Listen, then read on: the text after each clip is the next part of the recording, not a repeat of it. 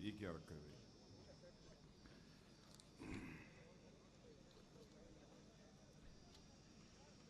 बोलिए भारत माता की, मां दंतेश्वरी की। बहुत बहुत धन्यवाद।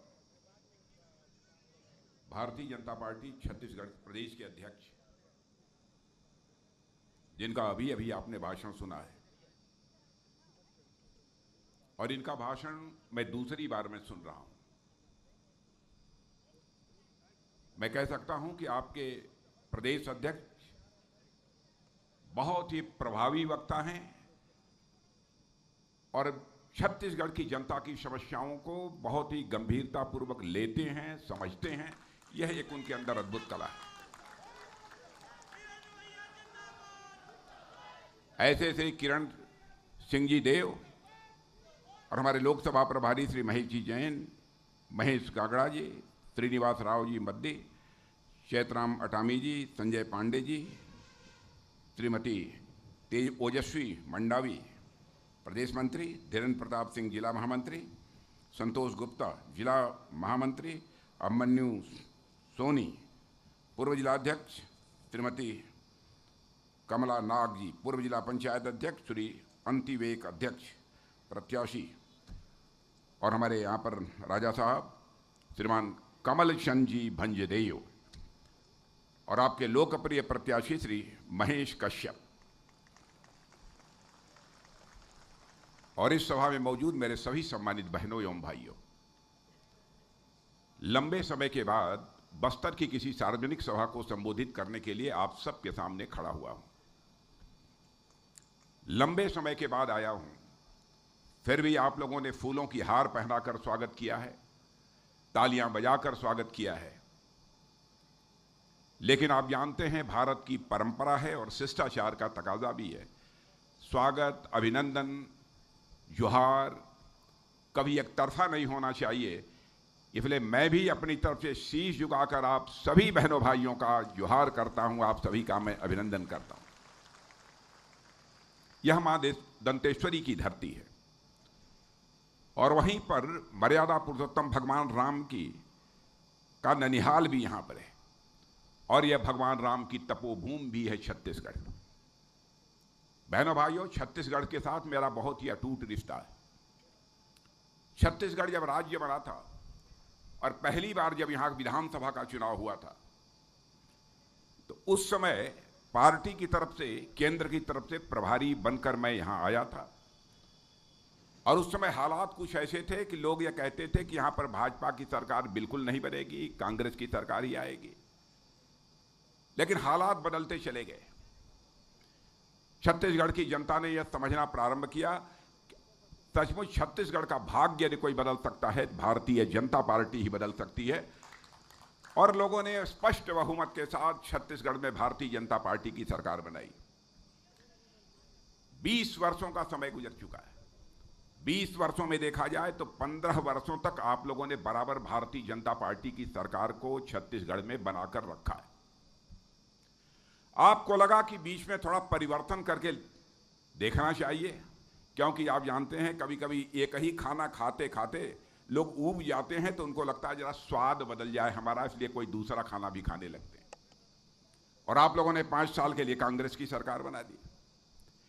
कांग्रेस की सरकार ने 5 वर्षों के अंदर यहां क्या किया है यह बताने की जरूरत नहीं है। फिर आप लोगों ने फैसला किया कि सचमुच बेहतर तरीके से छत्तीसगढ़ में कोई पार्टी सरकार चला सकती है तो वह भारतीय जनता पार्टी ही चला सकती है। इसलिए आप लोगों ने यहां पर फिर से भारतीय जनता पार्टी की सरकार बनाई है। और मैं कहना चाहता हूं, छत्तीसगढ़ विधानसभा के चुनाव में आप लोगों ने भारतीय जनता पार्टी की झोली को भर दिया है मेरे बहनों भाइयों। इसके लिए भी मैं आप सबके प्रति अपना आभार व्यक्त करना चाहता हूं। लेकिन स्थान स्थान पर जहां भी मैं जा रहा हूं, चाहे मैं मध्य प्रदेश गया था, राजस्थान गया था, और आज आप लोगों के बीच छत्तीसगढ़ में हूं। बहनों भाइयों, अभी कुछ ही महीने पहले विधानसभा का चुनाव हुआ, अब फिर लोकसभा का चुनाव हो रहा है। हमारा यह कहना है कि क्यों ना विधानसभा और लोकसभा चुनाव सारे देश के एक ही बार करा दिए जाएं, ताकि जनता का समय भी बचे और साथ ही साथ संसाधन भी बचे। मैं समझता हूं सबसे बेहतर स्थिति होगी अब स्थानीय निकायों के चुनाव सारे देश भर के एक बार हो जाए। और मैंने देखा है कि चाहे राजस्थान हो, मध्य प्रदेश हो, जहां जहां मैं गया हूं, जनता ने तालियां बजाकर इस प्रस्ताव का स्वागत किया है।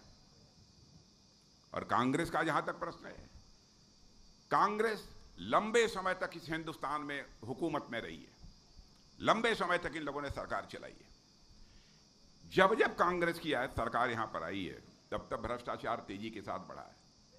कभी जीप घोटाला, कभी कोई घोटाला, कभी राफेल घोटाला, कभी 2G घोटाला, कभी खाद घोटाला, घोटालों पर घोटाले। लोग ये कहने लगे थे उस समय कि कांग्रेस सरकार जब आती है तो घोटालों की बाढ़ आ जाती है, ऐसी सरकार नहीं। और आपने देख लिया प्रत्यक्ष अपनी आंखों से, इस छत्तीसगढ़ में आप लोगों ने एक बार कांग्रेस की सरकार बना दी, सब घोटाला तो अलग, यहां गोठान घोटाला हो गया, गोबर का घोटाला हो गया। बहनों भाइयों, ऐसी तो मैंने कभी कल्पना भी नहीं की थी। भैंस के चारे का घोटाला हो गया। अब बीजेपी सरकार आई है, विष्णुदेव जी साय हमारे इस छत्तीसगढ़ के मुख्यमंत्री बने हैं। और मुझे पक्का विश्वास है कि आप विष्णुदेव साय जी से अच्छी तरह परिचित हैं। बहुत ही सहज, बहुत ही सरल और काम करने वाले एक ऐसे नेता हैं शांतिपूर्ण तरीके से हमारे विष्णुदेव जी साय। और मैं पूरे पक्का विश्वास दिलाता हूं, दिल्ली में आप लोगों ने तीसरी बार फिर से मोदी जी की सरकार बना दी और यहां पर विष्णुदेव जी की साय के नेतृत्व में भाजपा की सरकार बना दी है। तो बहनों भाइयों, आप देखिएगा छत्तीसगढ़ का विकास कितनी तेजी के साथ होता है। और मैं दावे के साथ कह सकता हूं, यदि हमारा भारत यदि तेजी के साथ बढ़ रहा है और विकास की ऊंचाइयों को हासिल कर रहा है, तो इस भारत को विकास की ऊंचाइयों के तक पहुंचाने में हमारे छत्तीसगढ़ का भी बहुत बड़ा योगदान होगा, ऐसा मेरा पक्का विश्वास है, पक्का भरोसा है। हमारे प्रधानमंत्री का संकल्प है कि हम विकसित भारत बनाना चाहते हैं, ऐसा भारत जिसमें कोई गरीब शेष न बचे। कोई काम करना चाहता है तो उसे काम करने का अवसर मिल जाए, किसी को किसी भी प्रकार की जलालत और मुसीबत न झेलनी पड़े। एक ऐसे भारत का निर्माण करना चाहते हैं। और मेरे बहनों भाइयों, सचमुच हमारे प्रधानमंत्री ने तो करिश्मा कर दिया, करिश्मा किया। पहले हमारा भारत दुनिया में गरीब देश माना जाता था, जो गरीब देश थे उनकी कतार में हमारा भारत खड़ा था। भारत पहले कुछ बोलता था तो भारत की बातों को लोग बहुत ध्यान से दुनिया में नहीं सुनते, लेकिन आज भारत की हैसियत इतनी बढ़ गई है, भारत का कद इतना बड़ा हो गया है कि आज दुनिया के मंचों से भारत यदि बोलता है तो सारी दुनिया कान खोलकर सुनती है कि भारत बोल क्या रहा है। यह भारत की हैसियत सारी दुनिया में बन गई है। और बहनों भाइयों, पहले कांग्रेस सरकार दुनिया के दूसरे देशों के पास अपनी शिकायतों को लेकर जाती थी कि हमको फला देश से यह शिकायत है, फला देश से यह शिकायत है। लेकिन मोदी जी ने भारत को एक ऐसा भारत बना दिया है कि आज यदि किसी दो देशों में संघर्ष होता है दुनिया में, तो लोग बात करने के लिए आते हैं तो भारत के प्रधानमंत्री, आपके नेता मोदी जी से बात करने के लिए आते हैं कि समस्या का समाधान निकालिए, किसी तरीके से कोई न कोई रास्ता निकालिए। और कांग्रेस की सरकार के रहते भ्रष्टाचार तो पूछिए मत किस हद तक था, बताने की जरूरत नहीं है। छत्तीसगढ़ में आपने देख ही लिया, यहां पर कांग्रेस की सरकार थी, कितना भ्रष्टाचार हुआ है, यह भी आपसे छिपा नहीं है। और मैं दावे के साथ कहना चाहता हूं, बहनों भाइयों, इस आजाद भारत में जब जब कांग्रेस की सरकार रही है, बराबर हर सरकार के ऊपर कोई न कोई भ्रष्टाचार का आरोप लगा। लेकिन 10 वर्षों से दिल्ली में भारतीय जनता पार्टी की सरकार है। मेरे बहनों भाइयों, भारत ही नहीं, दुनिया का कोई व्यक्ति उंगली उठाकर नहीं कह सकता है कि हमारी सरकार के ऊपर एक भी कोई भ्रष्टाचार का आरोप लगा। और राजीव गांधी जी ने बड़ी ईमानदारी से एक बात स्वीकार किया था, वह थे कांग्रेस के, लेकिन प्रधानमंत्री थे। वैसे मैं किसी प्रधानमंत्री की आलोचना नहीं करता, क्योंकि मैं मानता हूं कि प्रधानमंत्री प्रधानमंत्री होता है, वो व्यक्ति नहीं होता है, वह संस्था होता है, उसकी आलोचना नहीं की जानी चाहिए। इसलिए आलोचना मैं नहीं कर रहा हूं, मैं ये कह रहा हूं राजीव गांधी ने मजबूरी जाहिर की थी। हम क्या करें, हम दिल्ली से 100 पैसा भेजते हैं, 100 पैसा में बामुश्किल 14 पैसा लोगों के पास पहुंच पाता है और 86 पैसा यह भ्रष्टाचार की भेंट चढ़ जाता है। यह मजबूरी जाहिर की थी, लेकिन इसको चुनौती के रूप में भारत में यदि किसी ने स्वीकार किया है तो हमारे प्रधानमंत्री नरेंद्र मोदी जी ने स्वीकार किया है। और उन्होंने जनधन, आधार, मोबाइल, इन तीनों को मिलाकर एक ऐसी त्रिमूर्ति बना दी बहनों भाइयों, आज यदि दिल्ली के बैंक से 100 पैसा चलता है तो 100 का 100 पैसा आपकी जेब में पहुंचता है, एक भी पैसा भ्रष्टाचार की भेंट नहीं चढ़ने पाता। भ्रष्टाचार को भाषण देकर समाप्त नहीं किया जा सकता। भ्रष्टाचार को समाप्त करना है तो व्यवस्था में बदलाव लाने की जरूरत पड़ेगी। और मैं दावे के साथ कहता हूं, इस आजाद भारत में गरीबों की, पिछड़ों की, आदिवासियों की सर्वाधिक चिंता यदि किसी ने की है तो हमारे मोदी जी की सरकार ने की है। इसके पहले किसी ने इतनी चिंता नहीं की है। और हमारी अटल बिहारी वाजपेयी जी भारत के प्रधानमंत्री थे। आप लोगों को मालूम है आदिवासी की के प्रति कितनी संवेदना उनके दिल में थी, कैसा भाव उनके दिल में था। उन्होंने कहा कि भाई आदिवासी समाज के लिए एक अलग से मंत्रालय ही बना देना चाहिए। आजाद भारत में पहली बार आदिवासी समाज के लिए अलग से मंत्रालय बनाने का काम यदि किसी ने किया था तो हमारे आदरणीय अटल बिहारी वाजपेयी ने किया था, वह भारतीय जनता पार्टी ने किया, दूसरे ने नहीं किया था। और हमारे प्रधानमंत्री मोदी जी के आने के बाद पीएम जनमन, आदिवासी जनमन योजना जो प्रारंभ की गई है, आदिवासी समाज में भी जो सबसे पिछड़े हुए उनकी चिंता करने के लिए यह योजना प्रारंभ की गई। और मुझे याद है पहले जो वनोपज थे, वनों में जो चीजें पैदा होती थी उनकी जैसी उचित कीमत मिलनी चाहिए, हमारे लोगों को नहीं मिल पाती, हमारे आदिवासी भाइयों को नहीं मिल पाती थी। दिन भर पसीना बहाते थे, लेकिन उस पसीने की जो उनको कीमत मिलनी चाहिए थी वो नहीं मिल पाती थी।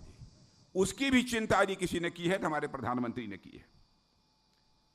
और इतना ही नहीं, जो वनोपज हैं, वन में जो चीजें पैदा होती हैं, जंगलों से जो आप लोग निकालते हैं, महुआ हुआ, यह सब सारी चीजें, माड़ा वाड़ा, यह सब सारी चीजें, बहनों भाइयों मैं दावे के साथ कहता हूं कि पहले से ज्यादा कीमत आपको इस समय प्राप्त हो रही होगी।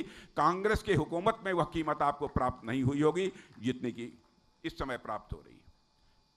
न्यूनतम समर्थन मूल्य एमएसपी भी पहले केवल 10 ऐसे वनोपज थे जिनकी मिलती थी, लेकिन हमारे प्रधानमंत्री मोदी जी ने कहा कि नहीं, वन में पैदा होने वाले 10 चीजों की ही कीमत नहीं मिलनी चाहिए, न्यूनतम समर्थन मूल्य नहीं मिलना चाहिए। उन्होंने उसको बढ़ाकर 10 से 90 कर दिया। 90 चीजें जो वनों में पैदा होती हैं उनका भी एक न्यूनतम समर्थन मूल्य प्राप्त होना चाहिए। यह हमारे प्रधानमंत्री जी ने किया। आदिवासी समाज के लिए उनके मन में कितना प्यार है, कितना जज्बा है कि उन्होंने भगवान बिरसा मुंडा की चिंता पहले किसी ने नहीं की। भगवान बिरसा मुंडा की पहली बार जी किसी ने चिंता की तो हमारे भारत के प्रधानमंत्री मोदी जी ने चिंता की बहनों भाइयों। और उन्होंने भगवान बिरसा मुंडा के जन्मदिन को जनजातीय गौरव दिवस के रूप में मनाने का उन्होंने फैसला किया। और मैं बतलाना चाहता हूं, जहां तक जनजातीय भाइयों का प्रश्न है, हमारे लिए वोट बैंक नहीं है। हम इनको वोट बैंक के रूप में नहीं देखते, हम इन्हें भारत के गौरव के रूप में देखते हैं, भारत के स्वाभिमान के रूप में हम देखते हैं बहनों भाई। मैं तो रक्षा मंत्री हूं, मैंने देखा है कि हमारे बहुत सारे ऐसे आदिवासी भाई जो इस समय सेना में काम कर रहे हैं, गृह मंत्री भी रहा हूं, मैंने अर्धसैनिक बलों में भी अपने आदिवासी भाइयों को काम करते हुए देखा है। जहां पर सचमुच मजबूत कलेजे की जरूरत होती है, साहस की जरूरत होती है, शौर्य की जरूरत होती है, पराक्रम की जरूरत होती है, तो हमारे आदिवासी भाई सीने का बटन खोलकर उसका मुकाबला करते हैं। मेरे बहनों भाइयों, यह ताकत हमने आदिवासी भाइयों के अंदर देखी है। और जहां तक छत्तीसगढ़ का प्रश्न है, छत्तीसगढ़ के प्रति और हमारे प्रधानमंत्री कितने संवेदनशील हैं, कितनी चिंता करते हैं कि 35,000 करोड़ रुपए की योजनाओं का अभी हाल में ही उन्होंने लोकार्पण किया है और कुछ का शिलान्यास भी किया है। लेकिन कांग्रेस को क्या हो गया? कांग्रेस के गठबंधन के लोग, एक आरजेडी पार्टी है बिहार की, उसके नेता ने यह कह दिया हम लोग प्रधानमंत्री होंगे तो मोदी जी को जेल डालेंगे। बहने भाइयों, उनके नेता स्वयं जेल में गए, उनके नेता स्वयं जेल में, अब वो हमारे प्रधानमंत्री को जेल में डालेंगे। और जानते हैं कि उनकी सरकार बनने वाली नहीं है, केवल जनता की आंखों में धूल झोंक कर जनता का समर्थन हासिल करने की कोशिश कर रहे हैं। भारतीय जनता पार्टी कभी भी जनता की आंखों में धूल झोंक कर नहीं, बल्कि जनता की आंखों में आंख डालकर उनका समर्थन हासिल करती है। बहनों भाइयों, ये लोग जनता को केवल गुमराह करने की कोशिश करते हैं। नई नई क्रांतियां इस देश में लाने का काम हमारे प्रधानमंत्री ने किया है। आप सब लोग यहां बैठे हैं, मैं जानता हूं हमारे आदिवासी भाइयों के लगभग अधिकांश परिवारों में सबके हाथ में मोबाइल होगी, और मोबाइल के माध्यम से मैंने अपने आदिवासियों भाइयों को स्वयं ही देखा है यह करते हुए कि उसी से बैंक से पैसा निकालते हैं और उसी से बैंक में पैसा जमा करते हैं। इसको अंग्रेजी में डिजिटल ट्रांजैक्शन बोलते हैं। पहले लोगों को बैंक जाना पड़ता था पैसा निकालने के लिए, पैसा रखने के लिए बैंक में जाना पड़ता था। लेकिन मोदी जी ने एक ऐसा सिस्टम बना दिया कि आप घर बैठे बैठे बैंक से पैसा भी निकाल सकते हैं, बैंक में पैसा भी जमा करना चाहते हैं तो बैंक में आप पैसा भी जमा कर सकते हैं। और आपको जानकर खुशी होगी कि भारत जो दुनिया का पहले पिछड़े देशों में खड़ा हुआ देश माना जाता था, बहनों भाइयों, आज भारत में मोबाइल के माध्यम से, यानी डिजिटल ट्रांजैक्शन उसे बोलते हैं, इसके माध्यम से दुनिया में जितना डिजिटल ट्रांजैक्शन हो रहा है उसका 46% डिजिटल ट्रांजैक्शन यदि कहीं हो रहा है तो हमारे और आपके देश भारत में हो रहा है। मेरे बहने भाइयों, यह है हैसियत हमारी भारत की। और आप लोगों ने यह भी देखा होगा, जब जब चुनाव आया है यह कांग्रेस के लोग घोषणा पत्र जारी करते हैं। भूपेश बघेल जी ने भी घोषणा पत्र यहां जारी किया था सरकार बनने के पहले, जब चुनाव लड़ रहे थे। क्या उन्होंने जो सारे वादे किए थे अपने वादों को पूरा किया? पिछले 70-75 वर्षों में लगातार कांग्रेस वादे करती रही, अपने वादों को पूरा नहीं करते हैं। लेकिन मैं दावे के साथ कहता हूं, जो भी हम लोग घोषणा पत्र जारी करते हैं, जो कहते हैं बहनों भाइयों, वह करके दिखाते हैं। यह है हमारी पार्टी का चरित्र। मैं आपको याद दिलाना चाहता हूं, जब 2014 में घोषणा पत्र जारी हुआ था तो हम लोगों ने कहा था हम आएंगे, अयोध्या की धरती पर भव्य राम का मंदिर बनाएंगे। तो उस समय लोग कहते थे हाँ आएंगे, मंदिर बनाएंगे, लेकिन तारीख नहीं बताएंगे, ऐसा कटाक्ष करते थे। लेकिन बहनों भाइयों, आपने देख लिया अयोध्या में भव्य राम का मंदिर बन गया। भगवान राम अपनी कुटिया से निकलकर अपने महल में प्रवेश कर चुके हैं। मैं विश्वास के साथ कह सकता हूं कि भारत में भी अब राम राज्य का श्री गणेश होगा। मेरे बहनों भाई, भारत में भी श्री राम राज्य का श्री गणेश होगा। ऐसी स्थिति यहां पर पैदा हुई है। और हमको इस बार चुनाव में लगता है, छत्तीसगढ़ के चुनाव में, ये दोनों कांग्रेस, ये चुनाव तो ठीक तरीके से निपट जाएगा, लेकिन इसी चुनाव में मुझे लगता है कांग्रेस भी निपट जाएगी।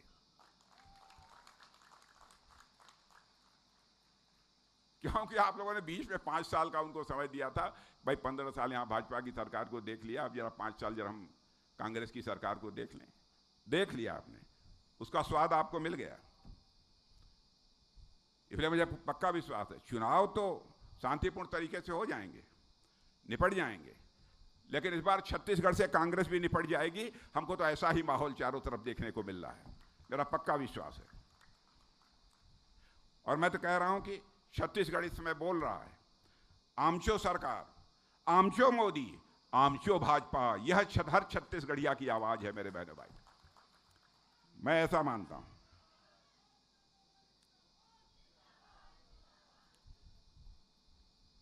और आप जितने बैठे हैं, मैं आदिवासी माताएं बहनें भी यहां बैठी हैं, सबके घर में गैस का चूल्हा है कि नहीं है? तो गैस का चूल्हा तो जरा हाथ उठाइए। पीछे पीछे भी हमारी आदिवासी परिवार की, गरीब परिवार की माताएं बहनें जो हैं, उनसे भी मैं कहना चाहता हूं, जरा हाथ उठाइए। गैस चूल्हा मिला है कि नहीं मिला है? हर चीज। पहले कभी कोई कल्पना नहीं करता था कि गरीब परिवार की माताएं बहनें भी गैस चूल्हे के ऊपर कभी खाना बनाएंगे। हमारी गरीब माताओं बहनों के आंखों से भी आंसू नहीं निकलना चाहिए। इसकी पहली बार जी किसी ने चिंता की है बहनों भाइयों, तो हमारी प्रधानमंत्री जी ने की है। लोग कच्चे घरों में रहते थे, झोपड़ियों में रहते थे। 2014 में सरकार बनने के बाद प्रधानमंत्री मोदी जी ने कहा कि भाई हिंदुस्तान में एक भी परिवार शेष नहीं बचेगा जिसको अपना सिर ढकने के लिए पक्का छत मुहैया हो जाए। अब पता नहीं 5 साल यहां पर कांग्रेस की सरकार थी, उसने इस योजना को लागू होने दिया कि नहीं होने दिया। लेकिन नहीं लागू होने दिया तो सुन लेना, अब विष्णुदेव जी की सरकार आ गई है, भारतीय जनता पार्टी की सरकार। जिनको पक्का मकान नहीं मिला है, पक्की छत नहीं मिली है, उनको 3 साल के अंदर ही पक्का छत मिलकर रहेगा, पक्का मकान मिलकर रहेगा। बहनों भाइयों, मैं आपको विश्वास दिलाता हूं। यह बतलाइए कि आप लोगों के घरों में नल से पानी आता है कि दूर दराज कहीं दूसरी जगह जाकर आप घड़े पर घड़ा भर कर पानी लेकर तब आते हैं, अपनी पानी की आवश्यकताओं को पूरा करते हैं? घर में नहीं है ना? घर में नल है कि नहीं है? बतलाइए कितने लोगों के घर में नल है? जरा हाथ उठाइए तो। वाह, इतने लोगों के घर में है। शायद यदि 5 साल तक हमारी छत्तीसगढ़ में कांग्रेस की सरकार न रही होती, भाजपा की सरकार रहती बहनों भाइयों, तो मैं दावे के साथ कह सकता था 100% सबके घरों में जो है पानी नल के माध्यम से पहुंच गया होता। लेकिन कांग्रेस सोचती क्या थी? अरे भाई, मोदी जी की योजना है, मोदी जी की योजनाओं को मैं लागू कर दूंगा, कहीं बाद में लोगों को मालूम होगा कि यह सब सारा काम मोदी जी ने किया है, तो सारा का सारा वोट या मोदी जी को मिल जाएगा।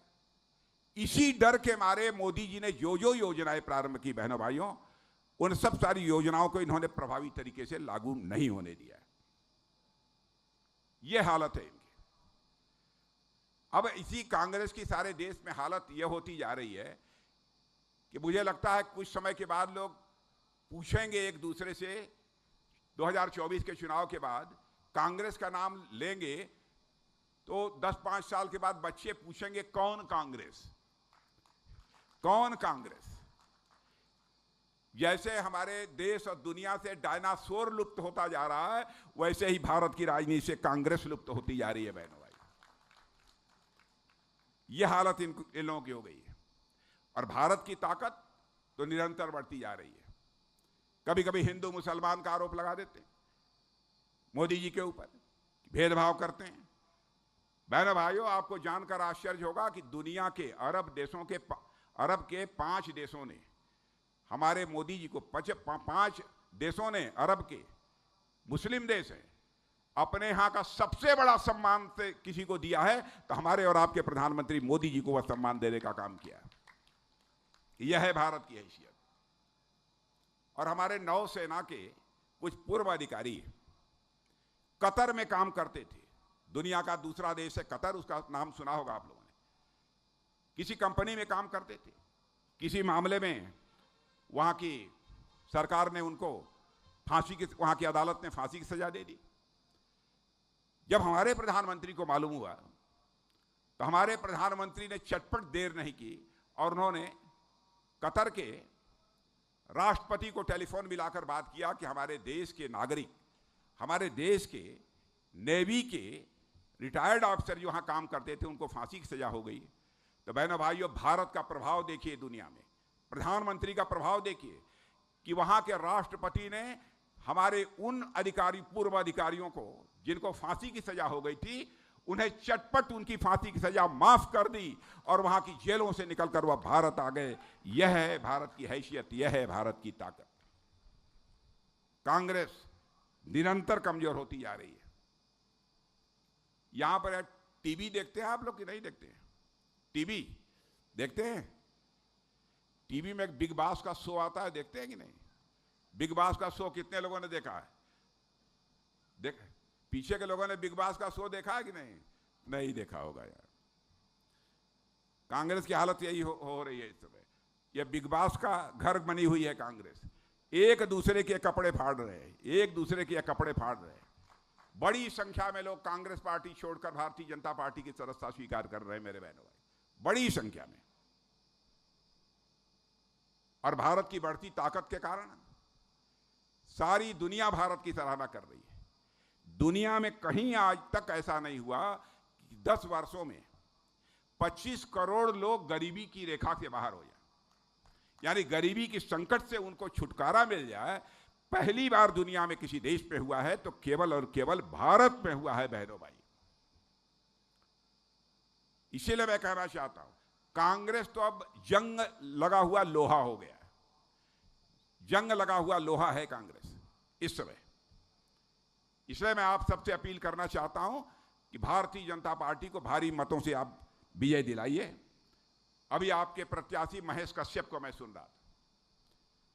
बहनों भाइयों, महेश कश्यप को मैं सुन रहा था और महेश कश्यप के चेहरे की ओर भी मैं देख रहा था। महेश कश्यप के अंदर गजब की चिंगारी हमको देखने को मिली है, गजब की चिंगारी देखने को मिली।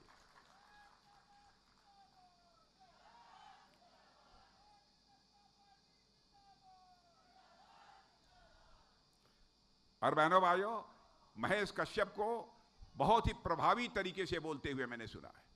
बहुत अच्छा भाषण देते हैं महेश कश्यप। आप ये समझ लीजिए, महेश कश्यप यदि आपके सांसद बनकर भारत की संसद में पहुंचेंगे तो आपकी समस्याओं को प्रभावी तरीके से संसद में उठाने का काम कोई करेगा तो आपका महेश कश्यप ही करेगा।